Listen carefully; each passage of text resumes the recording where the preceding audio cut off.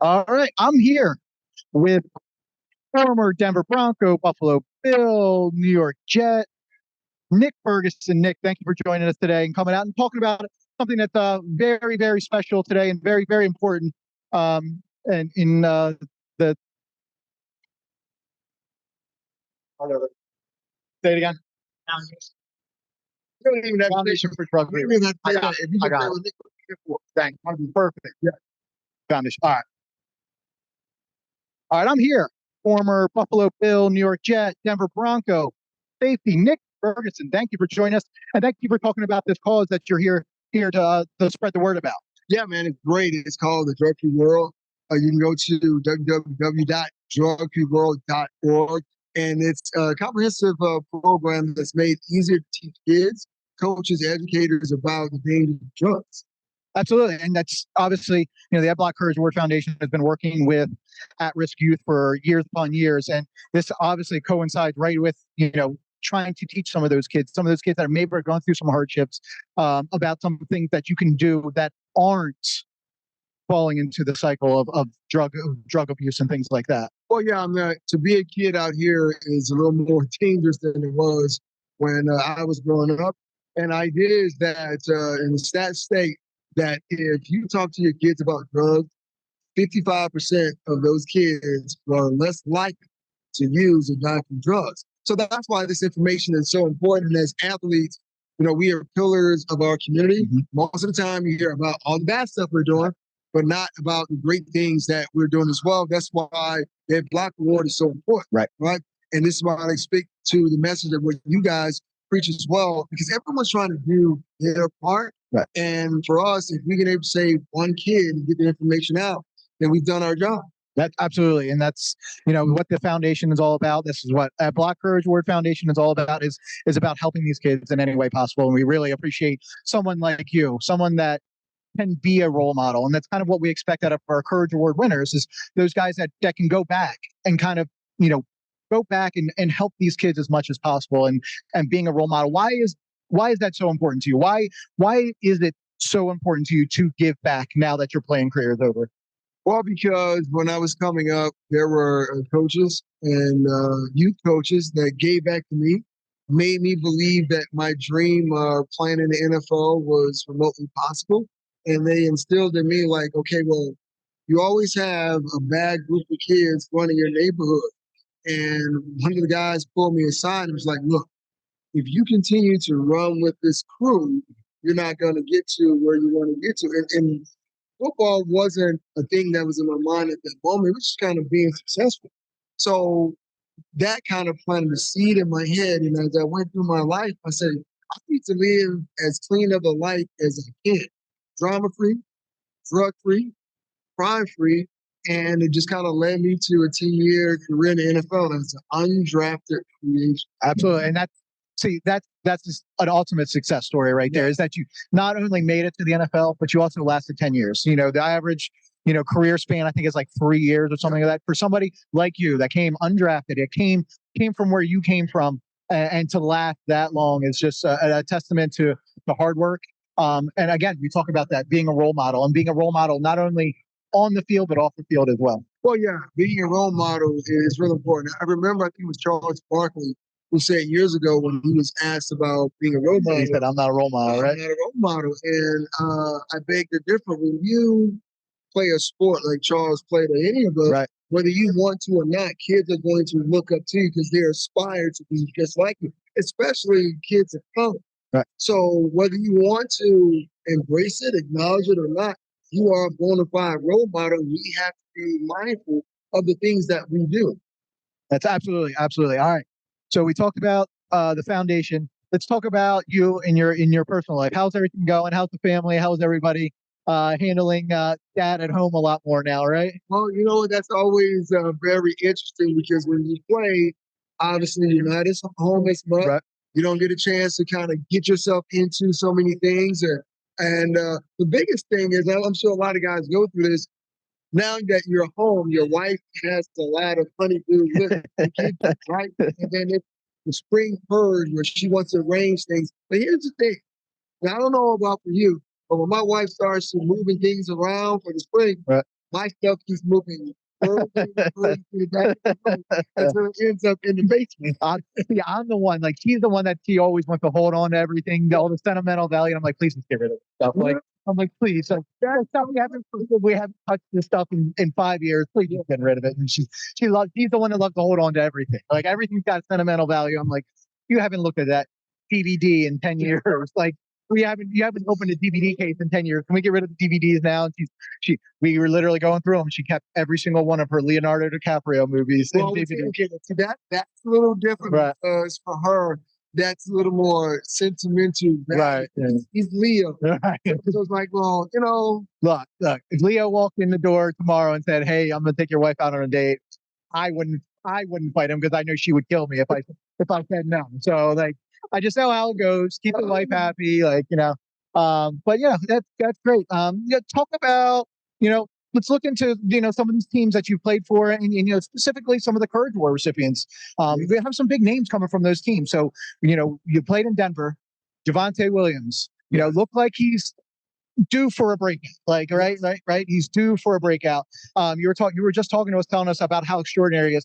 What can you tell us about Javonte and why he is deserving of the Ed Block Courage Award? Well, for me, it's what he stands for. And for me, when I think about the Ed Block Award, it's what you do in the community. Mm-hmm. Are you character driven? Right. And what's the adversity that you've had to overcome? When you look at what happened to Javonte, he suffered an injury.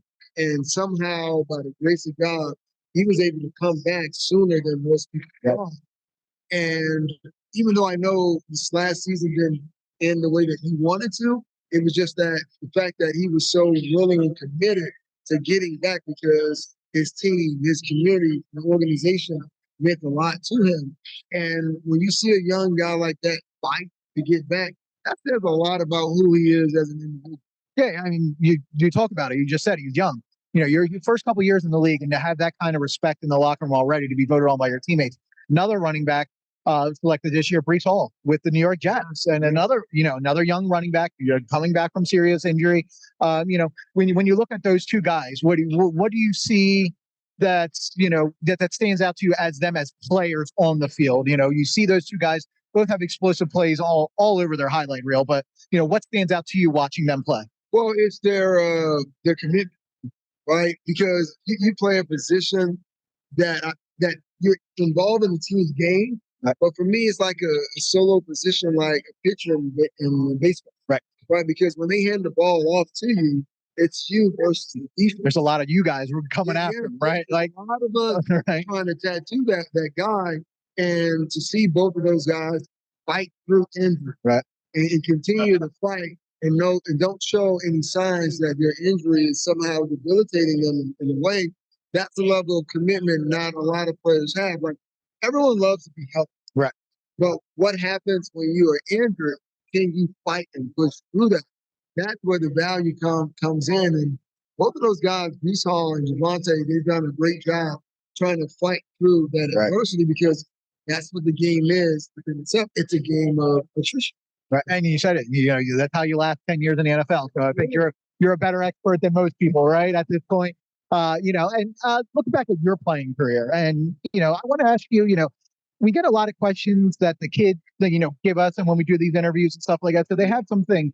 So they have some things that we want to ask. They want us to ask the players when we get a chance to talk to them. The first one is, who was the guy that you got most excited to go up against? So obviously you're a defensive back, probably looking at wide receivers, maybe a tight end. Who was that one guy that when your schedule came out that year, you're circling the calendar? Oh, I'm going up against that guy. Who is that one guy that you are the most excited to play against? Adrian Peterson. Okay. All right. The former Ed Block recipient as well. So the reason Adrian Peterson is because they built that dude. I was about to say because he was the last hope. Right. After they made him, they just broke it. And I know it's a cliche saying, but yeah, I mean that guy epitomized what Ed Block stands for. Like he shredded his knee. Right. I believe he came back and he rushed for 2,000 yards. Right. Who does that? It was like record time as well. Like it's like this was this wasn't years ago too. It wasn't nowadays, like knee injuries, recovery time is slowly getting better and better, better. Obviously, the doctors and the medicine and the athletic trainer, but that was still at the time where it was like a full year, injury. Like you're supposed to be out for at least 12 months, and he's back on the field and carrying it up and MVP of the league. Yeah, Brees is doing it. It's like Devontae was doing it as well. It's just like, man, what are these guys actually are made of? And AP was really interesting because he was quick, he was fast, and when you play a guy against a guy like that, it only makes you better as a player. And I love playing against him because he was one of those guys that when you turn on the film, you're like, man, it's going to take all 11 to slow him down. It can't be one of these things where, okay, just every single play, one guy trying to make the time. Right. Yeah. So make guys like that making you elevate your game and take it to another level. Absolutely. I mean, you look at Adrian. I still remember the slow motion commercial without a shirt on, him running. Like that's like when you're building a man, like that's what it's supposed to look like, right? Like that's what the man is supposed to like. I don't look like it, but that's what I'm supposed to look. My wife would like it if I looked like that. I tell you that much. It was like a well put together Mr. Potato. That's what it's like, right? Yep, that's awesome. That's awesome. Also, looking back, so throughout your entire career, is there a moment that you look back, maybe not even in the NFL, maybe it was in college, maybe it was high school, or even Pee Wee football?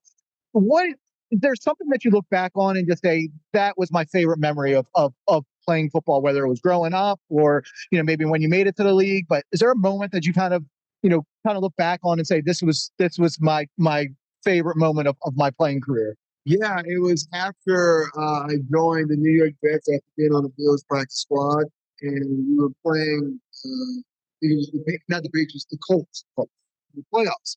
Now, this was Peyton Manning's first worst season of his career. Not worst season, let me take that back. Worst game, worst playoff game. Because we beat them 41-0. I remember the game. I remember sitting on the couch watching the game. So that was my first interception in the NFL. Was against Peyton Manning. It was against Peyton Manning. Peyton Manning also had a block winner. Just so you know. Yeah. I'm dropping them in there. They're everywhere. Yeah. And it was great for me because at the time I was fighting to get into the lineup. And it was, I guess, the faith and the commitment of Bill Parcells, who said, you know what? We need to find a way to get this kid on the field. So they put in a special defensive package just for me to get on the field. It provided 3 safeties, which gave Peyton some issues. But yeah, man, that was my I'll call it my breakout game. Right. Because I had one of those moments in New York, like they say, well, look, if you make it in New York, you can make it anywhere. That's kind of the New York model. And it was like, if you play well here, everyone will know you. I went out that night. I rarely go out. Right. I went out. My teammates were like, man, we just won. 41-0. We beat Peyton Manning. Come on out. So I went out against my better judgment. We were standing at the bar, and a fan recognized me. Like, are you Nick Ferguson? And I was looked around like, you talking to me? You recognize me? And I was like, yeah. And he was like, man, great game tonight. Let me buy you a drink. Right? And I was looking at my teammates like, what am I supposed to do? He was like, man, take a drink. So that's when I realized that football was real to me and that I could actually do this. And I wasn't really nervous as I was kind of early on in my career. Yeah, catalyst for a 10-year career. I'll tell you what, and that's a good one.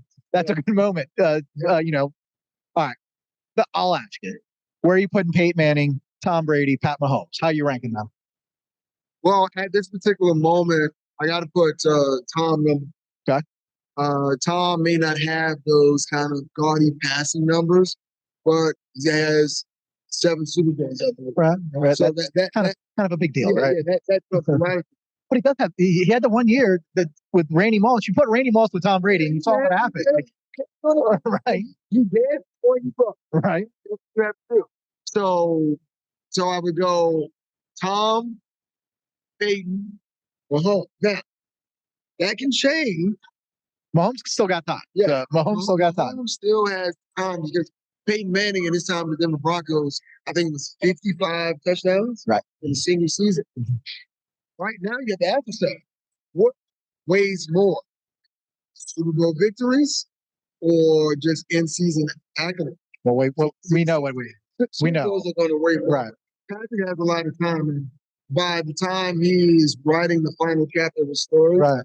he would have eclipsed a lot of statistical numbers, but I don't think he will catch Brady. Right, there we go. That's what I was going for. That's Pat Mahomes, Courage Award recipient this year. So we're actually going to go visit him, talk with him. And while we're talking about it, we've got special cookies here made by our sponsor, our dessert sponsor, Cake by Jason. They take care of us always. Amazing desserts. You get to walk out of here with one of these cookies. It's got to be the winning cookie. Which one are you walking out of here? You say it has to be the winning. Who's the winner? Who you picking to win? Oh, that's me. All right, there it is. There it is. 49ers. Nick Ferguson taking the 49ers to win it all. So thank you, Nick. Again, I appreciate you. Appreciate you. Take some time. Talk about where we can find more information about Drug Free World. Yeah, just go online, www.drugfreeworld.org. Get that information, and it's absolutely free. My favorite word in English language. Like this stuff, especially nowadays. I mean, have you seen inflation? So yeah, absolutely. Definitely go check it out. We appreciate you. We appreciate everything you're doing in the community, kind of staying involved and trying to help out kids too as well. Obviously, it's a big part of what we do. And we're always happy to see, former players kind of keeping that motto going. Well, you know what? You can help me keep the motto going with any one of these fines. He's been eyeing it up. He wants it. Right, he wants it. I would give it off my back if I had another shirt with me. So. Nick, thank you so much. Appreciate you. Thanks so much.